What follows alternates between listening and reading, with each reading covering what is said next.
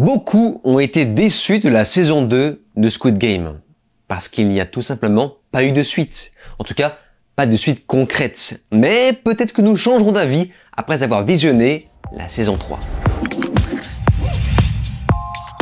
Salut à tous, c'est Vin sur Plot Time et on se retrouve pour la 3e fois sur ma chaîne pour parler de la série sud-coréenne Squid Game. La série Netflix à succès créée par un certain Wong Dong-hyuk qui a perdu une dizaine de dents à cause du stress cumulé lors du développement des 3 saisons de Squid Game.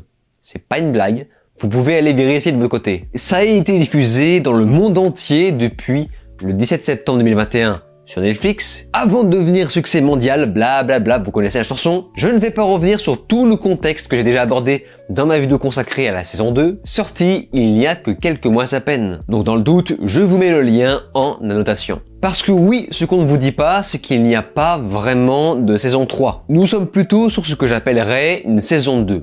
Partie 2, mais le marketing a jugé bon de la renommer en saison 3. Lors du visionnage de la seconde saison, tu sentais déjà qu'on était en réalité sur une saison coupée en deux, ce qui a provoqué malheureusement un grand nombre de déçus à cause d'un enjeu plus linéaire et sa fin très abrupte. De plus, la saison 2 n'était qu'une réédite de l'histoire originale, avec quelques subtilités en plus comme l'installation d'une démocratie, sauf que, hélas, l'effet de surprise n'y est plus, et l'histoire est devenue beaucoup moins intéressante à analyser. Sans parler des incohérences parmi le comportement des personnages, bon ça on y reviendra tout à l'heure. Bref, cette fois-ci, plus de machine arrière, nous sommes face au vrai final de cette série, et on peut enfin estimer si oui ou non la série prend le risque de tourner en rond sans savoir de quelle façon conclure son histoire.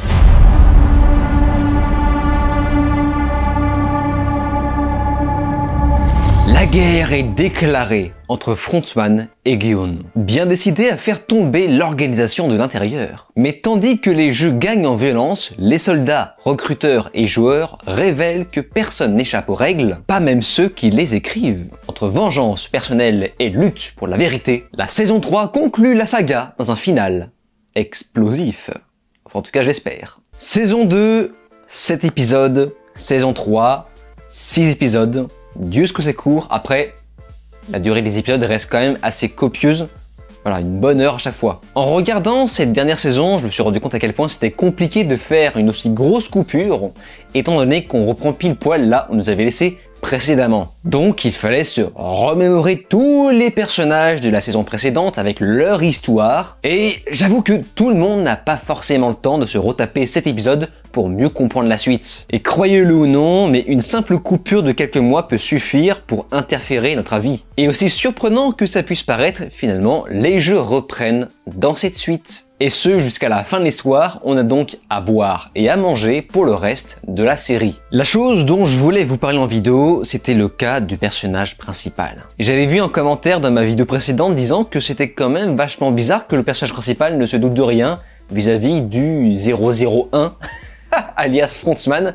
C'est bizarre! Après tout ce qu'il a vécu dans la première saison, ça aurait dû le marquer, le fait que le numéro 1 ça va être en fait le boss du game. Donc non seulement le fait qu'il ne se doute de rien est étrange, mais en plus, c'est absolument pas discret. Le fait que Frontman s'infiltre en tant que numéro 1, mec! Et la chose dont j'ai vraiment envie de parler aussi, c'est le cas des méchants. Les méchants riches qui deviennent de plus en plus caricaturaux au fil des saisons. Et là, vraiment, on a atteint un stade où on se croirait presque dans une vieille série M6. De leur côté, le niveau des dialogues est calamiteux tellement que la déconnexion entre les castes n'est pas subtil pour un sou. Autrement, il me semble avoir déjà parlé de ça dans ma vidéo consacrée à la saison 2, mais toutes les phases en dehors du Squid Game, focalisées sur, entre guillemets, les mercenaires à la recherche du terrain de jeu, je trouve que ça casse un petit peu le rythme. Ça casse l'immersion, on est censé être concentré dans les jeux d'enfants. Mais après, fort heureusement, malgré les dialogues un petit peu compliqués du côté des riches, il faut quand même souligner le fait que les acteurs restent très bons, et que ceux mis en avant en tête d'affiche sont toujours dans leur meilleure performance. À part ça, ce qui m'avait choqué dans la seconde moitié de la saison 2 et encore plus dans la saison 3, c'est le ton de thriller beaucoup plus classique. C'est-à-dire qu'on est passé d'une série énigmatique avec une ambiance mystique où l'intrigue devient de plus en plus pesante d'épisode en épisode, à une série qui devient, comment dire,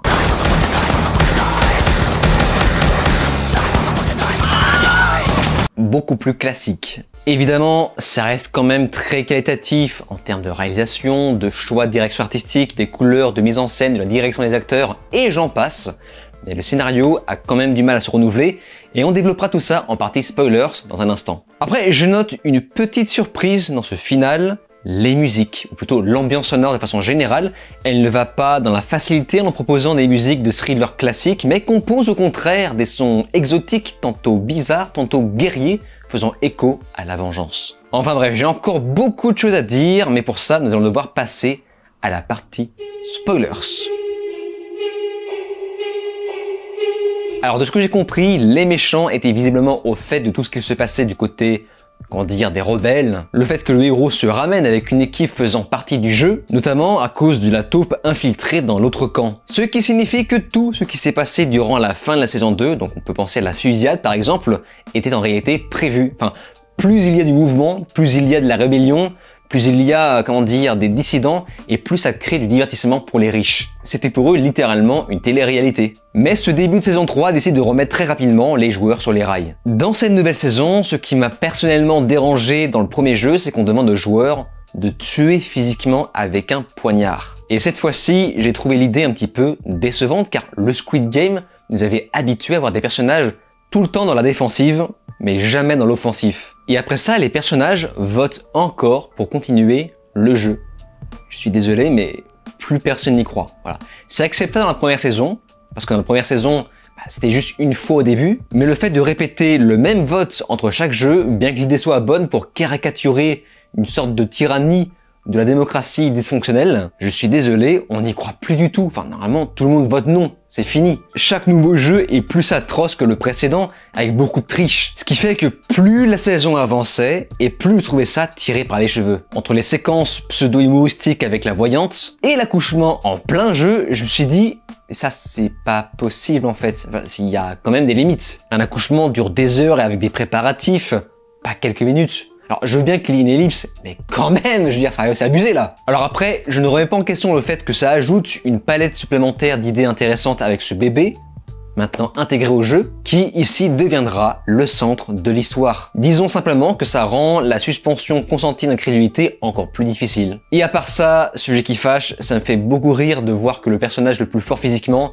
soit le personnage transgenre de la bande. La contradiction habituelle pour tenter de faire plaisir bêtement à tout le monde sur un sujet controversé. De plus, au moment de sa mort, franchement, j'ai un petit peu soufflé du nez tellement que je m'en fichais un petit peu. Et c'était le cas pour tout un tas d'autres personnages, à part peut-être la femme enceinte, même si ça fait partie des choses tirées par les cheveux, mais aussi surtout la mère et son fils qui partent faire les jeux ensemble. Ça, c'est une putain d'idée. Et je trouve que jusqu'au bout, ils ont réussi à bien l'exploiter. Le fait que la mère tue le fils pour protéger une femme et son bébé, j'ai trouvé ça inattendu et même touchant. Plus tard, nous y apercevons le fameux jeu de la corde que j'ai trouvé vraiment rigolo, bien que je trouve que ça fait un petit peu doublon avec le jeu du pont, vous savez, le pont en vitre de la première saison. Et plus tard, lorsqu'il y a le fameux face-à-face entre le héros et Frontman, qui dévoile son visage, je suis désolé, enfin oui, d'accord, c'est bien fait, la scène est bien réalisée et bien jouée, mais nous, de l'autre côté, on n'a pas ressenti grand chose puisqu'on le savait déjà. Mais d'une façon ou d'une autre, il fallait qu'on le sache à l'avance pour éviter que l'histoire ressemble trop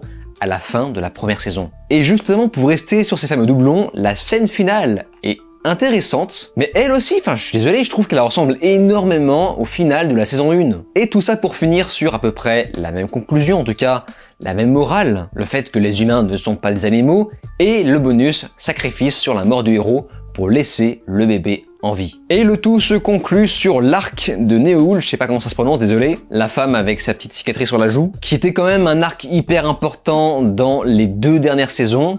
Moi personnellement, je sais pas, j'ai pas réussi à accrocher. C'était donc le final de Squid Game et j'avoue que j'ai du mal à avoir un avis concret sur le sujet. Globalement, je dirais que c'est un petit peu décevant, clairement inférieure à la première saison, mais par contre, je pense que la saison 2 et 3 auraient pu être intéressantes si elles avaient été compilées en une seule saison. Là, pour le coup, on aurait eu un vrai sentiment de satisfaction, un sentiment de waouh. Mais même avec ça, forcément, la découverte n'y est plus, donc la claque est beaucoup moins grande. Par contre, ça reste évidemment très divertissant. En tout cas, moi, je ne me suis pas particulièrement fait chier. En tout cas, moins que dans la seconde partie de la saison 2. Mais je sais pas, je n'ai pas eu ce sentiment d'amertume quand ça s'est terminé. J'ai pas eu ce sentiment de me dire « Ah, ça y est, c'est fini, ça va me manquer ». C'est même le contraire. Je me suis dit « Ah bah voilà, c'est fini ».